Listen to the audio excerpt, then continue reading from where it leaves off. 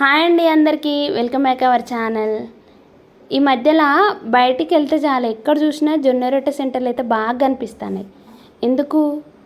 మనం ఇంట్లో వేసుకోలేకపోతున్నాం కాబట్టి బయట కొనుక్కొని తింటాం.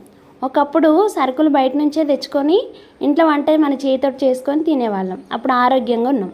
ఇప్పుడు ఉట్టి చేతులతో బయటికి వెళ్ళి మంచిగా బయట చేసిన ఐటమ్స్ తిని తెచ్చుకొని ఇంట్లో కూర్చొని ఖాళీగా తింటున్నాం. దానివల్ల మనకి యూజ్ ఏముంది?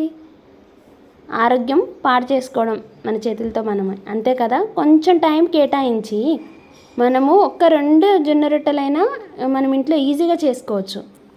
అదే విధంగా చేసేయాలో ఈ వీడియోలో అయితే చూపిస్తా.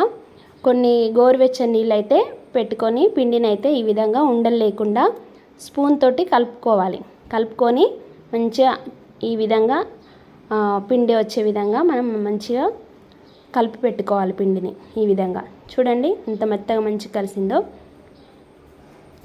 మనం ఎక్స్పర్ట్గా చేయాలన్నది ఏం లేదు, మనకు తోచినంత తినే విధంగా ఉండేటట్టు చేసుకొని తింటే చాలు.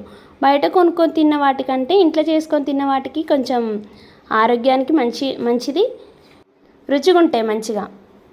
మనం ఇంకా 2 ఎక్స్ట్రా తినే అంత రుచి ఉంటాయి అన్నట్టు. ఎప్పుడైనా బయట తెచ్చుకోవడం కంటే ఇంట్లో చేసుకోవడమే చాలా వరకు బెటరు. మనం ఎందుకో అండి ఈ మధ్యలో మనమే బద్ధకస్తురాల్లాగా తయారైపోతున్నాం. ఎందుకంటే బయట ఫుడ్కి అలవాటు పడి ఏదైనా బయట దొరుకుద్ది, 2 రొట్టెలు తెచ్చుకొని తింటే చాలు అనిపిస్తుంది. కానీ ఈ బయట ఫుడ్ తినడం వల్ల జరిగే నష్టం అనేది మనం అంచనా వేయం. ఇప్పుడు మన ఇంట్లో మనం స్వయంగా చేసుకుంటేనే 10కి 10 సార్లు చేతులు కడిగి బోళ్ళు కడిగి నీట్గా పెట్టుకొని చేసుకుంటేనే మనకు ఒక్కోసారి నచ్చదు. బయట వాళ్ళు ఎట్లా చేస్తారో మనకి ఎట్లా తెలుస్తుంది? వాళ్ళు ఏదో 10 మందికి మనం 4 చేసుకునే వాళ్ళమే ఇంత శుభ్రత పాటిస్తే వాళ్ళు ఒక 100 మందికి చేసి పెట్టేవాళ్ళు వాళ్ళంత నీట్గా చేస్తారని నమ్మకం అయితే ఉండదు కదా.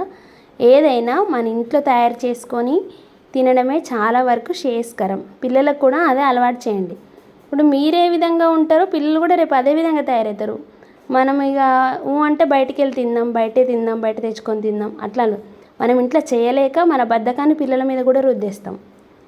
రేపు వాళ్ళు కూడా ఇదే విధంగా తయారైపోతారు. మనం చెడిపోయింది కాకుండా ఇంకొకరు చెడగొడతాం అన్నట్టు. ఇప్పటికైనా ఏదైనా మన చేతులతో మనం ఇంట్లో చేసుకొని తినడమే బెటరు. అందుకే పుట్టగొడుగులాగా పుట్టుకొస్తున్నాయి బయట జొన్న రొట్టె సెంటర్లు. వాళ్ళ బతుకుదేరు కోసం వాళ్ళు పెట్టుకుంటారు, కానీ మన కోసం మనం కొంచెం కష్టపడాలి కదా.